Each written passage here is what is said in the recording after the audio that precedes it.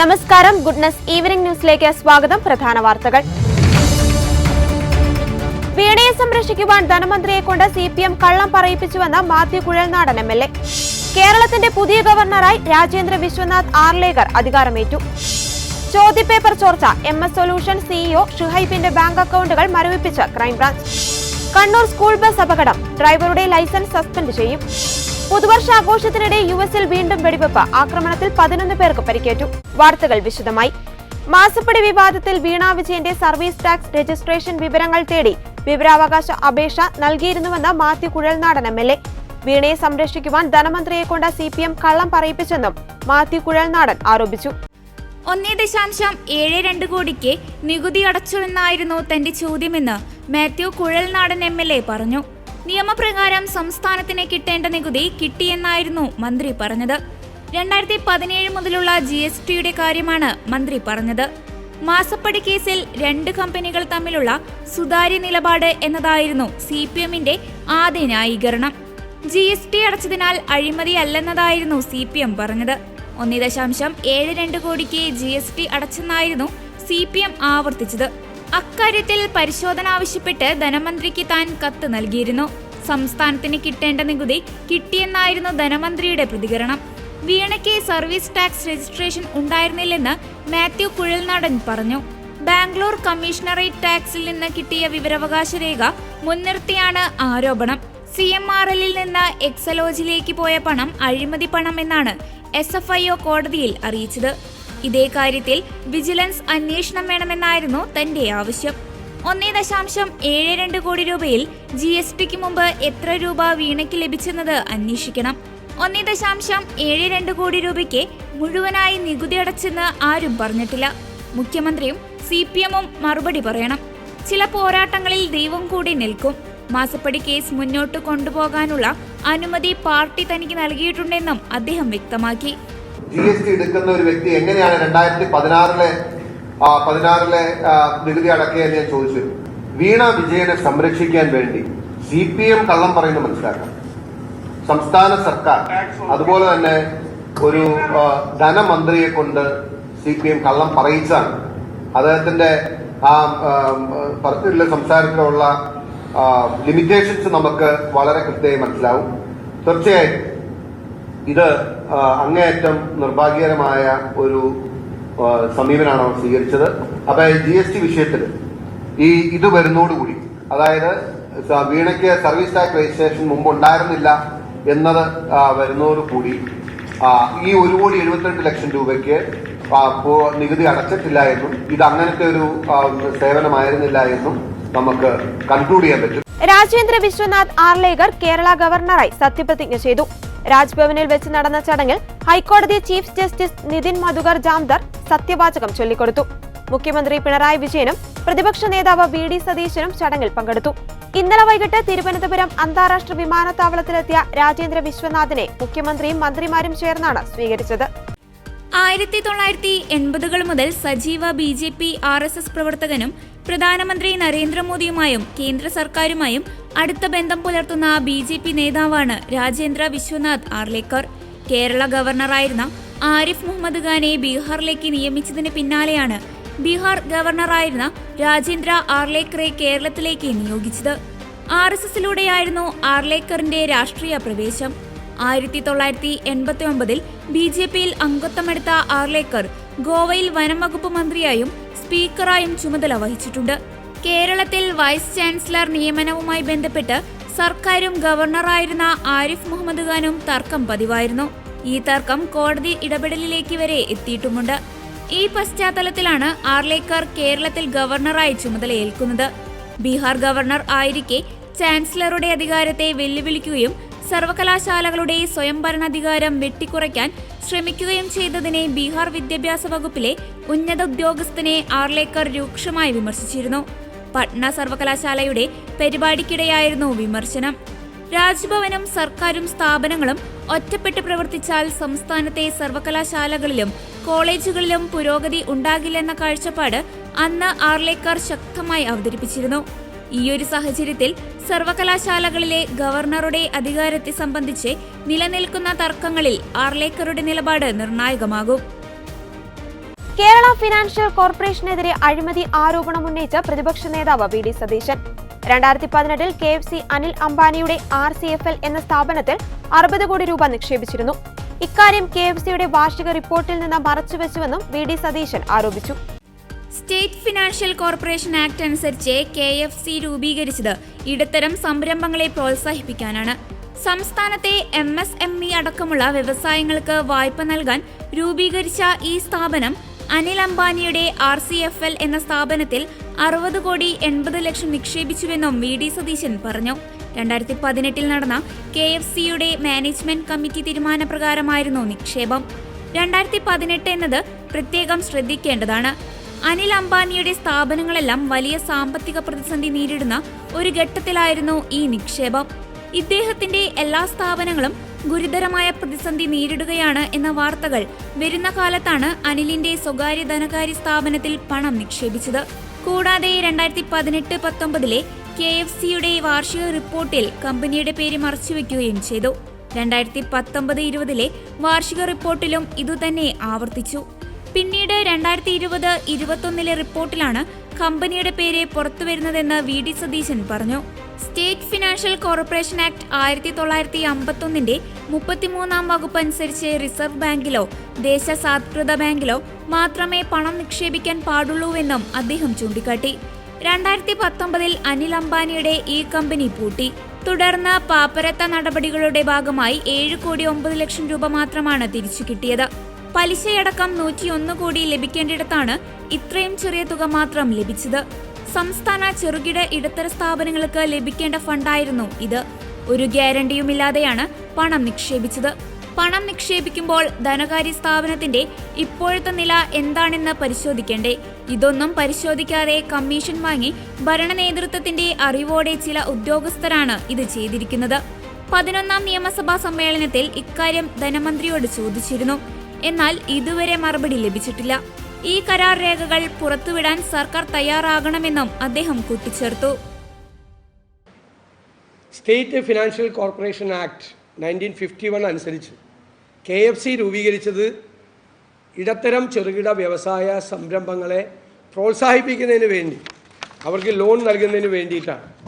സംസ്ഥാനത്തെ MSME അടക്കമുള്ള വ്യവസായങ്ങൾക്ക് വായ്പ നൽകാൻ രൂപീകരിച്ച ഈ സ്ഥാപനം 26/4/2018 അനിൽ അംബാനിയുടെ RCFL, അതായത് റിലയൻസ് കമേഴ്സ്യൽ ഫിനാൻസ് ലിമിറ്റഡ് എന്ന സ്ഥാപനത്തിൽ 60 കോടി 80 ലക്ഷം രൂപ നിക്ഷേപിച്ചു. RCFL, Reliance commercial finance limited, Anil അംബാനിയുടെയാണ്. അപ്പോൾ ഈ 2018 എന്ന് പറയുന്ന പ്രത്യേകം ശ്രദ്ധിക്കണം. അനിൽ അംബാനിയുടെ സ്ഥാപനങ്ങളെല്ലാം വലിയ സാമ്പത്തിക പ്രതിസന്ധിയെ നേരിടുന്ന ഒരു ഘട്ടത്തിലാണിത്. 2018 എന്ന് പറഞ്ഞത് 2015 മുതൽ ഈ 18 കാലഘട്ടം വരെ അനിൽ അംബാനിയുടെ വ്യവസായ സംരംഭങ്ങളെല്ലാം അതീവ ഗുരുതരമായ സാമ്പത്തിക പ്രതിസന്ധിയിലൂടെ കടന്നു പോകുന്ന സമയമാണ്. ഈ രാജ്യത്തെ ധനകാര്യ പ്രസിദ്ധീകരണങ്ങളിലെല്ലാം ഏറ്റവും വലിയ ലീഡ് വാർത്തയാണ്. 60 കോടി 80 ലക്ഷം രൂപ നിക്ഷേപിച്ചു. അപ്പോൾ അത് വലിയ വാർത്ത നിറഞ്ഞു നിൽക്കുന്ന കാലത്താണ് ഈ നിക്ഷേപം. അതായത് ഇദ്ദേഹത്തിൻ്റെ എല്ലാ സ്ഥാപനങ്ങളും ഗുരുതരമായ സാമ്പത്തിക പ്രതിസന്ധിയെ നേരിടുകയാണെന്ന് രാജ്യത്തെ പ്രാദേശികവും ദേശീയവുമായ ദിനപത്രങ്ങളിലും മീഡിയയിലുമെല്ലാം വലിയ വാർത്തകൾ വന്നുകൊണ്ടിരിക്കുന്ന കാലത്താണ് ഇദ്ദേഹത്തിൻ്റെ ഒരു ധനകാര്യ സ്ഥാപനമാണ്, സ്വകാര്യ ധനകാര്യ സ്ഥാപനത്തിൽ ഈ പണം നിക്ഷേപിച്ചത്. ഏറ്റവും രസം 2018-19 KFCയുടെ ആനുവൽ റിപ്പോർട്ട്, അതിൽ ഈ കമ്പനിയുടെ പേര് മറച്ചു വെച്ചു. അതിൽ എഴുതിയേക്കുന്ന term deposit with bank and NCD ₹6080 lakhs എന്നാണ്. അതായത് ഈ RCFL എന്നുള്ള പേരില്ല. 2019-20 ആനുവൽ റിപ്പോർട്ടിലും ഈ കമ്പനിയുടെ പേര് മറച്ചു വെച്ചു. 18-19 മറച്ചു വെച്ചു, 19-20 ഈ കമ്പനിയുടെ പേര് KFCയുടെ ആനുവൽ റിപ്പോർട്ടിൽ പോലും ഇല്ല. മനസ്സിലായില്ലേ? പിന്നീട് ഈ പേര് വരുന്നത് പിന്നീട് വരുന്നത് 2020-21 റിപ്പോർട്ടിലാണ് ഇൻവെസ്റ്റ്മെൻറ്റ് ഇൻ NCD RCFL എന്ന് വരുന്നത്. ഞാൻ നോട്ട് തരാം നിങ്ങൾക്ക്. ഈ NCD എന്ന് പറഞ്ഞാൽ നോൺ കൺവേർട്ടിബിൾ ഡിബഞ്ചർ എന്നാണ്. നോൺ കൺവേർട്ടിബിൾ ഡിബഞ്ചർ എന്നാണ് ഇതിൽ വരുന്നത്. ഇനി ഈ SFC ആക്ട്, അതായത് സ്റ്റേറ്റ് ഫിനാൻഷ്യൽ കോർപ്പറേഷൻ ആക്ട് 1951 33-ാം വകുപ്പ് അനുസരിച്ച് റിസർവ് ബാങ്കിലോ നാഷണലൈസ്ഡ് ബാങ്കിലോ മാത്രം പണം നിക്ഷേപിക്കാൻ പാടും. അതാണ് ഈ ഒരു സ്വകാര്യ പണമിടപാട് സ്ഥാപനത്തിൽ കൊണ്ടുപോയി മുങ്ങാൻ പോകുന്ന കമ്പനിയിൽ പോയി ഇത് വെച്ച് 2019 18-ലാണിത് നിക്ഷേപിക്കുന്നത്. കേട്ടോളാം. 2019 ഈ കമ്പനി പൂട്ടി, കമ്പനി ലിക്വിഡേറ്റ് ചെയ്തു. 60 കോടി 80 ലക്ഷമാണ് നിക്ഷേപിച്ചത്. പലിശയടക്കം നമുക്ക് കിട്ടേണ്ടത് 101 കോടിയാണ്. ലിക്വിഡേറ്റ് ചെയ്തപ്പോൾ 7 കോടി 9 ലക്ഷം പലിശയടക്കം. ഈ 60 കോടിയുടെ പലിശയടക്കം നമ്മൾ നിങ്ങൾക്ക് പലിശ കിട്ടുന്നുണ്ടല്ലോ, നിക്ഷേപമല്ലേ, ആ നിക്ഷേപത്തിൻ്റെ പലിശ ഇത്രയും പൈസ KFC ഏതെങ്കിലും MSMEക്ക് ലോണാ കൊടുത്തെങ്കിൽ എന്തെല്ലാം കണ്ടീഷനാണ്. ഗ്യാരണ്ടി വേണ്ടേ? ഗ്യാരണ്ടി ഇല്ലാതെ KFC ലോൺ കൊടുക്കുമോ? ഗ്യാരണ്ടി ഉണ്ടാവും. പലിശ നല്ല പലിശയാണ്, നല്ല പലിശയ്ക്ക് പണം ഇങ്ങോട്ട് കിട്ടും. പൈസ അടച്ചില്ലെങ്കിൽ അത് KFC ജപ്തി അല്ലേ, അതിനല്ലേ KFCയുടെ ഫണ്ട്. ഇത് ഒരു ഗ്യാരണ്ടി ഇല്ലാതെ ഈ പണം അവിടെ നിക്ഷേപിച്ചു. ഇത് സംസ്ഥാനത്തെ ഇടത്തരം ചെറുകിട സംരംഭങ്ങൾക്ക് ലഭിക്കേണ്ട ഫണ്ടാണ്. മുങ്ങാൻ പോകുന്ന വൻകിട കോർപ്പറേറ്റ് സ്ഥാപനത്തിന് നൽകിയത് ഗുരുതരമായ കുറ്റവും ഗുരുതരമായ അഴിമതിയാണ്. പണം മേടിച്ചിട്ടാണ് ഇത് ചെയ്തിരിക്കുന്നത്. അല്ലെ ആരെങ്കിലും കൊണ്ട് ഈ കമ്പനിയിൽ നിക്ഷേപിക്കുക? ആരെങ്കിലും കൊണ്ട് ഈ കമ്പനിയിൽ നിക്ഷേപിക്കുക? ഞാനതാണ് നിങ്ങളോട് പറഞ്ഞത്. നിങ്ങൾ 2018 ദേശീയ മാധ്യമങ്ങൾ ഉൾപ്പെടെ എടുത്ത് നോക്കിയാൽ നമുക്ക് എല്ലാവർക്കും അറിയാമല്ലേ, അനിൽ അംബാനി വലിയ ക്രൈസിസിലായിരുന്നു. അനിൽ അംബാനിയുടെ മൊത്തം സ്ഥാപനങ്ങൾ വലിയ ക്രൈസിസിൽ നിൽക്കുമ്പോഴാണ് അയാളൊരു ധനകാര്യ സ്ഥാപനത്തിൽ കൊണ്ടുപോയി പണം നിക്ഷേപിക്കുന്നത്.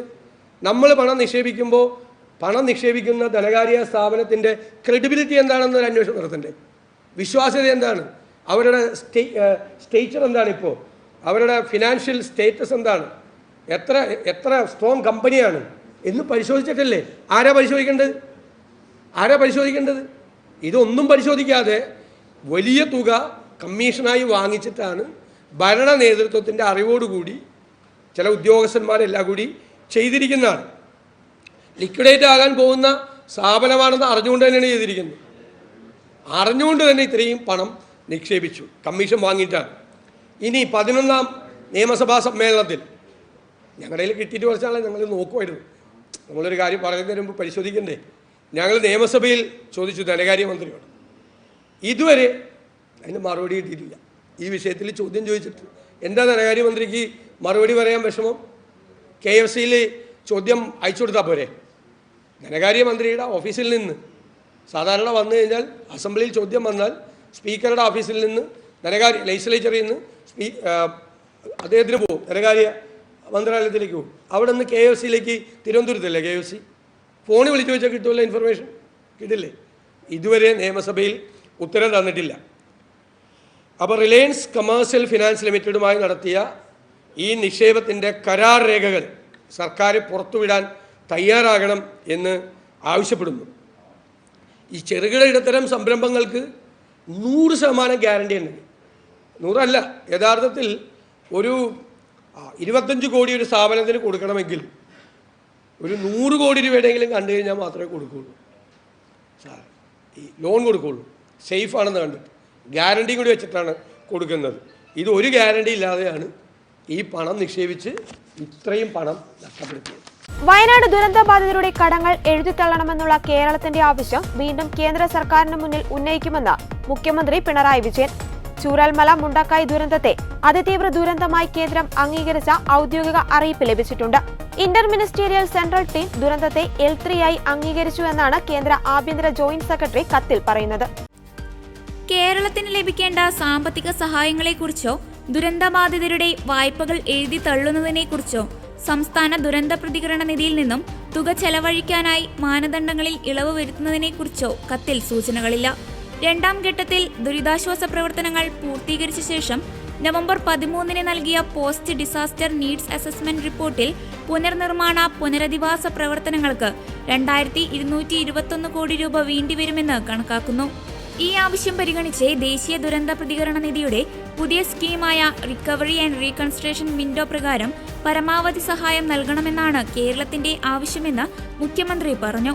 ദുരന്തമുണ്ടായി 1 മാസത്തിനുള്ളിൽ തന്നെ കേരളത്തിന്റെ ആദ്യ ആവശ്യം സംബന്ധിച്ച് ഇന്റർ മിനിസ്റ്റീരിയൽ സെൻട്രൽ ടീം പരിശോധിച്ച് ഈ ദുരന്തം ഒരു അതിതീവ്ര ദുരന്തമാണെന്ന് കണ്ടെത്തി കേന്ദ്ര ആഭ്യന്തര മന്ത്രാലയത്തിന് ശുപാർശ നൽകിയിരുന്നു. ഹൈ ലെവൽ കമ്മിറ്റി കൂടാത്തതിനാൽ അടിയന്തര സ്വഭാവത്തോടെ പരിഗണിക്കേണ്ട ഈ ശുപാർശ 2 മാസം വെളിച്ചം കണ്ടില്ല. ഹൈ ലെവൽ കമ്മിറ്റി യോഗശേഷം സംസ്ഥാനത്തിന് അയക്കുന്ന കത്തുപോലും ഡിസംബർ മാസത്തിലാണ് നൽകിയത്. പ്രസ്തുത കത്തിലും അതിതീവ്ര ദുരന്തമാണോ എന്ന് രേഖപ്പെടുത്തിയിരുന്നില്ല. ഇപ്പോൾ സംസ്ഥാനത്തിന്റെ നിരന്തര സമ്മർദ്ദത്തിനൊടുവിൽ ഇക്കഴിഞ്ഞ ദിവസം മാത്രമാണ് മേപ്പാടി ദുരന്തം ഒരു അതിതീവ്ര ദുരന്തമാണെന്ന് കേന്ദ്രം അംഗീകരിച്ച ഔദ്യോഗിക അറിയിപ്പ് ലഭിച്ചത്. വയനാട് രാജ്യത്തെ 112 ആസ്പിറേഷൻ ജില്ലകളിൽ ഒന്നാണ്.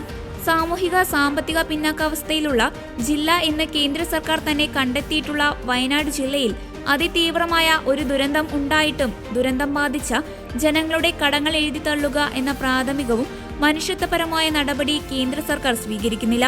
സെക്ഷൻ 13 നിയമപരമായ സാധ്യത വിനിയോഗിച്ച് ദുരന്തബാധിതരുടെ കടങ്ങൾ എഴുതിത്തള്ളാൻ കേന്ദ്രം തയ്യാറാകണമെന്നതാണ് കാതലായ വിഷയം. ദുരന്തബാധിതരുടെ കടങ്ങൾ എഴുതിത്തള്ളണമെന്ന കേരളത്തിന്റെ ആവശ്യം പരിഗണിക്കുന്നതിന് ദേശീയ ദുരന്ത നിവാരണ അതോറിറ്റി യോഗം പ്രധാനമന്ത്രിയുടെ നേതൃത്വത്തിൽ ചേരണമെന്നാണ് സംസ്ഥാനത്തിന് ഇക്കാര്യത്തിൽ ആവർത്തിച്ചാവശ്യപ്പെടാനുള്ളത്. കണ്ണൂർ വളക്കയിൽ സ്കൂൾ ബസ് നിയന്ത്രണം വിട്ടുമറിഞ്ഞ വിദ്യാർത്ഥിനി മരിച്ച സംഭവത്തിൽ ഡ്രൈവറുടെ ലൈസൻസ് സസ്പെൻഡ് ചെയ്യും. ബ്രേക്കിന് തകരാറുണ്ടെന്ന ഡ്രൈവറുടെ വാദം മോട്ടോർ വാഹന വകുപ്പ് തള്ളിയിരിക്കുകയാണ്. ബസിൽ നടത്തിയ പരിശോധനയിൽ തകരാറില്ലെന്ന് കണ്ടെത്തിയിട്ടുണ്ട്.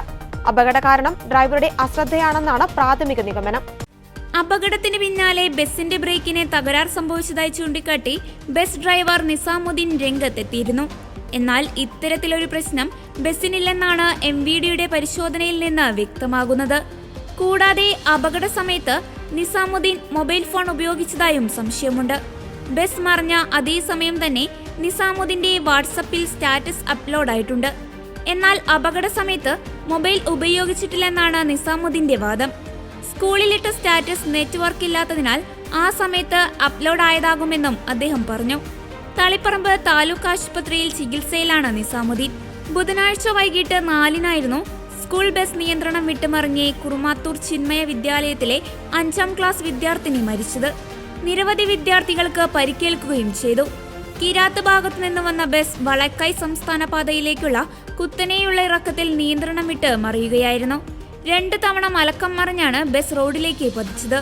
ഇതിനിടെ ബസിൽ നിന്ന് തെറിച്ചു വീണ നേദ്യ ബസിനടിയിൽപ്പെടുകയായിരുന്നു. അശാസ്ത്രീയമായി നിർമ്മിച്ച റോഡും അപകട കാരണമായെന്ന് നിഗമനം. ബസിന് തകരാറുകൾ ഇല്ലായിരുന്നുവെന്നാണ് ചിന്മയ സ്കൂൾ പ്രിൻസിപ്പാളും പറയുന്നത്. ബ്രേക്കിന് തകരാറുണ്ടെന്ന് driver അറിയിച്ചിരുന്നില്ല.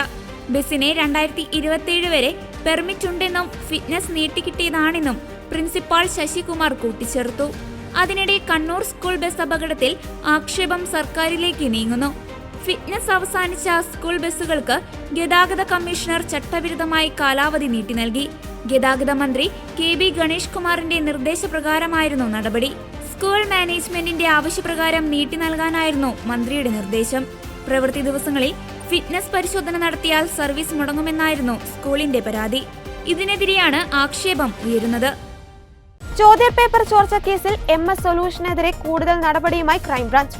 MS solution CEO ഷുഹൈബിന്റെ 2 bank അക്കൗണ്ടുകൾ ക്രൈംബ്രാഞ്ച് മരവിപ്പിച്ചു. കാനറ ബാങ്ക്, SBI എന്നിവയുടെ കൊടുവള്ളി ബ്രാഞ്ചിലെ അക്കൗണ്ടുകളാണ് മരവിപ്പിച്ചത്.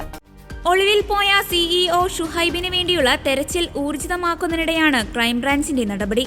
MS സൊല്യൂഷൻസിലെ 2 അധ്യാപകരോട് കഴിഞ്ഞ ദിവസം ഹാജരാകാൻ ആവശ്യപ്പെട്ടിരുന്നു. 3 തവണ നോട്ടീസ് നൽകിയെങ്കിലും അന്വേഷണത്തോട് സഹകരിക്കാൻ ഇതുവരെ അവർ തയ്യാറായിട്ടില്ല. അവർക്കെതിരെയും നടപടി ശക്തമാക്കാനൊരുങ്ങുകയാണ് ക്രൈംബ്രാഞ്ച്. കഴിഞ്ഞ ദിവസം അവരുടെ വീടുകളിൽ പരിശോധന നടത്തിയിരുന്നു. എന്നാൽ അവരും ഒളിവിലാണുള്ളത്.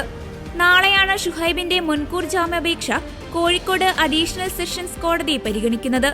അതിനുശേഷം കൂടുതൽ നടപടികളിലേക്ക് കടക്കാനാണ് ക്രൈംബ്രാഞ്ച് തീരുമാനം. ക്രിസ്മസ് പരീക്ഷയുടെ SLC ഇംഗ്ലീഷ് പേപ്പറും +1 കണക്ക് ചോദ്യപേപ്പറുകളുമാണ് ചോർന്നതെന്ന നിഗമനത്തിലാണ് ക്രൈംബ്രാഞ്ച്. ഈ ചോദ്യപേപ്പറുകൾ MS സൊല്യൂഷൻസ് കൃത്യമായി പ്രവചിക്കുകയും ചെയ്തിരുന്നു. ചോദ്യപേപ്പർ ചോർത്താൻ വിദ്യാഭ്യാസ വകുപ്പിലെ ജീവനക്കാരുടെ സഹായം ലഭിച്ചിട്ടുണ്ടെന്ന സൂചന അന്വേഷണ സംഘത്തിന് കിട്ടിയിട്ടുണ്ട്. സ്വകാര്യ ട്യൂഷൻ സ്ഥാപന നടത്തിപ്പുകാരുൾപ്പെടെയുള്ള വലിയ സംഘം ചോദ്യപേപ്പർ ചോർച്ചയ്ക്ക് പിന്നിലുണ്ടെന്ന സംശയം അന്വേഷണ സംഘത്തിനുണ്ട്. ചോദ്യപേപ്പർ പ്രവചിച്ചിരുന്ന മറ്റു സ്വകാര്യ ട്യൂഷൻ സ്ഥാപനങ്ങളെക്കുറിച്ചും അന്വേഷണം തുടരുകയാണ്. കലൂർ സ്റ്റേഡിയത്തിലെ നൃത്തപരിപാടിയുടെ സംഘാടകരായ മൃദംഗാവിഷിന്റെ ബാങ്ക് അക്കൗണ്ടുകൾ മരവിപ്പിച്ച പോലീസ്. വിശ്വാസവഞ്ചനയ്ക്കുള്ള കേസ് രജിസ്റ്റർ ചെയ്തതിന് പിന്നാലെയാണ് മൃദംഗാവിഷിന്റെ 2 ബാങ്ക് അക്കൗണ്ടുകൾ പോലീസ് മരവിപ്പിച്ചത്. നൃത്തപരിപാടിയിൽ പങ്കെടുക്കുന്നതിനായി ഈ അക്കൗണ്ടുകൾ വഴിയാണ് നർത്തകരിൽ നിന്ന് പണം സ്വീകരിച്ചത്. മൃദംഗവിഷിന്റെ സാമ്പത്തിക ഇടപാടുകളെല്ലാം പരിശോധിക്കുകയാണ് പോലീസ്. 550 നൃത്താധ്യാപകരാണ് മെഗാ ഭരതനാട്യ പരിപാടിയുടെ ഭാഗമായത്. 3600 രൂപയാണ് ഓരോ നർത്തകരിൽ നിന്നും പിരിച്ചെടുത്തത്. ഈ തുക മാത്രം 4 കോടിയിലേറെയുണ്ടാകും. മൃദംഗവിഷിന് കൂടുതൽ അക്കൗണ്ടുകൾ ഉണ്ടോയെന്നും പോലീസ് പരിശോധന നടത്തുകയാണ്. നൃത്താധ്യാപകർ പണം കൈമാറിയ അക്കൗണ്ടുകൾ കേന്ദ്രീകരിച്ചും അന്വേഷണം നടത്തുന്നുണ്ട്. ഉമ തോമസ് MLAക്ക് പരിക്കേറ്റ സംഭവത്തിൽ നികോഷ് കുമാറിനോടും 3-ാം പ്രതിയായ ഓസ്കാർ ഇവന്റ് മാനേജ്മെന്റ് ഉടമ തൃശൂർ പൂത്തോൾ സ്വദേശി PS ജനീഷിനോടും അന്വേഷണ ഉദ്യോഗസ്ഥനു മുന്നിൽ വ്യാഴാഴ്ച ഹാജരാകാൻ ഹൈക്കോടതി നിർദ്ദേശിച്ചിട്ടുണ്ട്. ഇവരെ ചോദ്യം ചെയ്ത ശേഷമാകും മറ്റുള്ളവരെ വിളിപ്പിക്കുക. പണം ഈടാക്കുന്നതിന് നൃത്താധ്യാപകരടക്കം ചില ഇടനിലക്കാരുണ്ടായെന്നും അന്വേഷണത്തിൽ വ്യക്തമായിട്ടുണ്ട്. ഇവരെയും ചോദ്യം ചെയ്തേക്കും. ഷമീർ, പരിപാടിക്ക് ക്രമീകരണങ്ങളൊരുക്കിയ ഇവന്റ്സ് ഇന്ത്യ പ്രോപ്പറേറ്റർ വാഴക്കാല സ്വദേശി കൃഷ്ണകുമാർ, താൽക്കാലിക വേദി തയ്യാറാക്കിയ മുളന്തുരുത്തി സ്വദേശി ബെന്നി എന്നിവരാണ് അറസ്റ്റിലായത്. ഇവർ ഇടക്കാല ജാമ്യത്തിലാണ്. അതിനിടെ നൃത്തപരിപാടിക്കിടെ MLA ഉമ തോമസിന് അപകടം സംഭവിച്ച ദൃശ്യങ്ങൾ പുറത്തുവന്നു. സമൂഹ മാധ്യമങ്ങളിലൂടെയാണ് ദൃശ്യങ്ങൾ പ്രചരിക്കുന്നത്. വേദിയിൽ സ്ഥലമില്ലായിരുന്നുവെന്ന് ദൃശ്യങ്ങളിൽ വ്യക്തമാണ്. പിൻനിരയിൽ നിന്ന് ഉമ തോമസ് മുൻനിരയിലേക്ക് വരുന്നത് ദൃശ്യങ്ങളിൽ കാണാം. ആദ്യം ഒരു കസേരയിലിരുന്ന ശേഷം പിന്നീട് മാറിയിരിക്കുന്നു. മന്ത്രിയും ADGPയും നോക്കി നിൽക്കെയായിരുന്നു അപകടം. വൻ വീഴ്ചയാണ് സംഘാടകരുടെ ഭാഗത്തുനിന്ന് ഉണ്ടായതെന്ന് ദൃശ്യങ്ങളിൽ വ്യക്തം. പുതുവർഷാഘോഷത്തിനിടെ US-ൽ വീണ്ടും വെടിവെപ്പ്. ന്യൂയോർക്കിലെ ക്വീൻസിലെ നൈറ്റ് ക്ലബിന് മുന്നിലാണ് വെടിവെപ്പുണ്ടായത്. ആക്രമണത്തിൽ 11 പേർക്ക് പരിക്കേറ്റു. ആരുടെയും നില ഗുരുതരമല്ലെന്നാണ് പുറത്തുവരുന്ന വിവരം. ബുധനാഴ്ച രാത്രി 11:20ഓടെയാണ് വെടിവെപ്പുണ്ടാകുന്നത്. നൈറ്റ് ക്ലബിനുള്ളിൽ കയറാൻ കാത്തുനിന്ന 80ഓളം ആളുകൾക്കിടയിലേക്കാണ് അക്രമി വെടിയുതിർക്കുന്നത്. അക്രമിയെ തിരിച്ചറിഞ്ഞിട്ടില്ല. ന്യൂ ഓർലിയൻസിൽ പുതുവർഷാഘോഷത്തിനിടെ ജനക്കൂട്ടത്തിനിടയിലേക്ക് ട്രക്ക് ഇടിച്ചു കയറ്റിയ സംഭവത്തിന്റെ ഞെട്ടൽ മാറുമുമ്പാണ് ന്യൂയോർക്കിൽ നിന്നുള്ള വാർത്ത പുറത്തുവരുന്നത്. ന്യൂ ഓർലിയൻസിലേത് ഭീകരാക്രമണമാണെന്ന് FBI വ്യക്തമാക്കിയിരുന്നു. സംഭവത്തിൽ കൊല്ലപ്പെട്ടവരുടെ എണ്ണം 15ആയി. 35 പേർക്ക് ആക്രമണത്തിൽ പരിക്കേറ്റു. ന്യൂ ഓർലിയൻസിലെ ബർബൺ സ്ട്രീറ്റിലാണ് അപകടമുണ്ടായത്. ബാർബൺ സ്ട്രീറ്റിൽ പുതുവർഷാഘോഷത്തിനിടെ ആക്രമണം നടത്തിയത് 43-കാരനായ US പൗരൻ ഷംസുദ്ദീൻ ജബ്ബാർ ആണെന്ന് ഫെഡറൽ ബ്യൂറോ ഓഫ് ഇൻവെസ്റ്റിഗേഷൻ വ്യക്തമാക്കി. ഷംസുദ്ദീന്റെ വാഹനത്തിൽ നിന്ന് ഇസ്ലാമിക് സ്റ്റേറ്റിന്റെ പതാകയും സ്ഫോടക വസ്തുക്കളും തോക്കും കണ്ടെത്തിയെന്നും FBI അറിയിച്ചു. ഹൂസ്റ്റണിൽ താമസിക്കുന്ന ഷംസുദ്ദീൻ റിയൽ എസ്റ്റേറ്റ് ഏജന്റ് ആണെന്നും 2 കേസുകളിൽ പ്രതിയാണെന്നും റിപ്പോർട്ടുണ്ട്. ഭീകരാക്രമണ സാധ്യത തള്ളാതെയാണ് അന്വേഷണം പുരോഗമിക്കുന്നത്. US സൈന്യത്തിൽ ഹ്യൂമൻ റിസോഴ്സ് സ്പെഷ്യലിസ്റ്റും IT സ്പെഷ്യലിസ്റ്റുമായി ജോലി ചെയ്ത് വിരമിച്ചയാളാണ് ഇയാൾ. 2007 മുതൽ 2020 വരെയായിരുന്നു ഇയാൾ സൈന്യത്തിൽ പ്രവർത്തിച്ചത്. സ്റ്റാർ സർജന്റ് റാങ്കിലാണ് ഇയാൾ വിരമിച്ചത്. 2009 ഫെബ്രുവരി മുതൽ 2010 ജനുവരി വരെ ഇയാൾ അഫ്ഗാനിസ്ഥാനിൽ US ആർമിക്കായി ജോലി ചെയ്തിരുന്നു. ഇതിനു മുൻപ് 2004 1 മാസം ഇയാൾ US നാവികസേനയിലും ജോലി ചെയ്തിരുന്നു. യമൻ പൗരൻ കൊല്ലപ്പെട്ട കേസിൽ ജയിലിൽ കഴിയുന്ന മലയാളി നഴ്സ് നിമിഷപ്രിയയുടെ മോചനത്തിൽ ഇടപെടൽ നടത്തുവാൻ തയ്യാറെന്നറിയിച്ച ഇറാൻ വിദേശകാര്യ സഹമന്ത്രിയുടെ ഇന്ത്യ സന്ദർശനത്തിനിടെയാണ് മുതിർന്ന ഇറാൻ വിദേശകാര്യ ഉദ്യോഗസ്ഥൻ നിലപാട് വ്യക്തമാക്കിയത്. നിമിഷപ്രിയയുടെ വധശിക്ഷ നടപ്പിലാക്കാൻ യമൻ പ്രസിഡന്റ് അനുമതി നൽകിയിരുന്നു. അതേസമയം നിമിഷപ്രിയയുടെ കാര്യത്തിൽ പ്രതീക്ഷകൾ അവസാനിച്ചിട്ടില്ലെന്ന് യമനിൽ നിമിഷയുടെ മോചനത്തിനായി പ്രവർത്തനം ഏകോപിപ്പിക്കുന്ന സാമൂഹ്യ പ്രവർത്തകൻ സാമുവൽ ജെറോം പ്രതീക്ഷ പങ്കുവച്ചിരുന്നു. കൊല്ലപ്പെട്ട യമൻ പൗരന്റെ കുടുംബത്തിന്റെ വിശ്വാസം വീണ്ടെടുക്കാൻ ശ്രമങ്ങൾ തുടരുമെന്നും ഒരു ഇന്ത്യക്കാരിയെ യമൻ മണ്ണിൽ കിടന്ന് മരിക്കാതിരിക്കാൻ അവസാനം വരെ പ്രവർത്തിക്കുമെന്നുമായിരുന്നു സാമുവൽ ജെറോമിന്റെ വാക്കുകൾ. പ്രസിഡന്റ് ശിക്ഷ ശരിവെച്ചാലും കൊല്ലപ്പെട്ട തലാൽ അബ്ദു മഹിന്ദിയുടെ കുടുംബത്തിന് ദയാധനം സ്വീകരിച്ച് മാപ്പ് നൽകാനുള്ള അവകാശമുണ്ടെന്നാണ് സർക്കാർ വൃത്തങ്ങൾ സൂചിപ്പിക്കുന്നത്. നിമിഷപ്രിയയുടെ അമ്മ പ്രേമകുമാരി ഇപ്പോഴും യമനിൽ തുടരുകയാണ്. കേന്ദ്ര സർക്കാരും കേരള സർക്കാരും കൈകോർത്ത് മകളെ രക്ഷിക്കാൻ ഇടപെടണമെന്ന് പ്രേമകുമാരി അഭ്യർത്ഥിച്ചിരുന്നു. ദയാധനം അടക്കമുള്ള കാര്യങ്ങളിൽ തലാലിന്റെ കുടുംബം ഇപ്പോഴും ഒത്തുതീർപ്പിലേക്ക് എത്താൻ തയ്യാറായിട്ടില്ല. 2017 നിമിഷപ്രിയ യമൻ സ്വദേശി കൊല്ലപ്പെട്ട കേസിൽ ജയിലിലാകുന്നത്. നേഴ്സായ നിമിഷപ്രിയയ്ക്കൊപ്പം ക്ലിനിക്ക് നടത്തുന്നതിൽ പങ്കാളിയായിരുന്നു കൊല്ലപ്പെട്ട തലാൽ. 2018 വധശിക്ഷ വിധിക്കുന്നത്. 2020 വിചാരണ കോടതി വധശിക്ഷ വിധിച്ചു. വിധിക്കെതിരായ അപ്പീലുകൾ വിവിധ കോടതികൾ തള്ളിയിരുന്നു. മുഖ്യമന്ത്രി പിണറായി വിജയനെതിരെ രൂക്ഷ വിമർശനവുമായി NSS general secretary G Sukumaran Nair. ക്ഷേത്രങ്ങളിൽ ഷർട്ട് ഊരുന്നതിനെതിരായ മുഖ്യമന്ത്രിയുടെ പരാമർശം തെറ്റാണെന്ന് സുകുമാരൻ നായർ പറഞ്ഞു. മന്നം ജയന്തി ആഘോഷത്തിന്റെ ഭാഗമായുള്ള പൊതുസമ്മേളനത്തിൽ പ്രസംഗിക്കുകയായിരുന്നു അദ്ദേഹം. ഉടുപ്പിട്ട് കയറാവുന്നിടത്ത് ഉടുപ്പിട്ട് കയറാം. അതിൽ ചാതുർവർണ്ണയമൊന്നും കൊണ്ടുവരേണ്ട കാര്യമില്ല. ഉടുപ്പിട്ട് കയറാൻ തീരുമാനമെടുത്ത ക്ഷേത്രത്തിൽ അത് അംഗീകരിക്കാതിരിക്കരുത്. ഉടുപ്പിട്ടോണ്ട് തന്നെ ആ ക്ഷേത്രത്തിൽ പോകണം. ഇത് ഒരു പ്രത്യേക മതവിഭാഗത്തിനോ സർക്കാരിനോ തിരുത്താവുന്ന ആശയമല്ല ഇതെന്നും ജി സുകുമാരൻ നായർ പറഞ്ഞു. ഹിന്ദുവിനെ മാത്രം ഒന്നും പറ്റില്ല എന്ന പിടിവാശി അനുവദിക്കാൻ പാടില്ല. NSSന്റെ പരിപാടി ഉദ്ഘാടനം ചെയ്യണമെന്ന് പറഞ്ഞപ്പോൾ രമേശ് ചെന്നിത്തല സന്തോഷത്തോടെ തയ്യാറായി. NSS എന്തു പറഞ്ഞാലും അനുസരിക്കാമെന്ന് ചെന്നിത്തല പറഞ്ഞു. ഇത് വിവാദമാക്കാൻ ചിലർ ശ്രമിച്ചു. നായർ സർവീസ് സൊസൈറ്റിയിൽ ഒരു നായർ വരുന്നതിലാണ് ചിലർക്ക് പ്രശ്നം. രമേശ് ചെന്നിത്തല കളിച്ചു വളർന്ന കാലം മുതൽ ഈ മണ്ണിന്റെ സന്തതിയാണ്. അതിൽ ഞങ്ങൾ രാഷ്ട്രീയം നോക്കിയിട്ടില്ല. NSSന്റെ പുത്രനാണ് അദ്ദേഹം. മക്കളുടെ രാഷ്ട്രീയം ഒരു കുടുംബത്തെ ബാധിക്കാൻ പാടില്ല. അത് നായർക്ക് മാത്രം ബാധകമാണെന്നാണ് ചിലരുടെ കൽപ്പന. വേറൊരു പുത്രനായ ഗണേഷ് കുമാർ അപ്പുറത്തിരിപ്പുണ്ട്. അദ്ദേഹം കമ്മ്യൂണിസ്റ്റ് ചേരിയിലാണ്. എല്ലാ നായന്മാർക്കും അവർക്കിഷ്ടമുള്ള രാഷ്ട്രീയത്തിൽ പ്രവർത്തിക്കാനുള്ള അനുവാദമുണ്ട്. അവര് കുടുംബം മറക്കരുത് എന്ന് മാത്രമേ അവരോട് പറയാനുള്ളൂവെന്നും സുകുമാരൻ നായർ കൂട്ടിച്ചേർത്തു. ഇതോടെ ഗുഡ്നസ് ഈവനിംഗ് ന്യൂസ് ഇവിടെ പൂർണ്ണമാകുന്നു. കൂടുതൽ വാർത്താ അപ്ഡേറ്റുകൾക്കായി ഗുഡ്നസ് ന്യൂസ് ചാനൽ സന്ദർശിക്കുക. നന്ദി.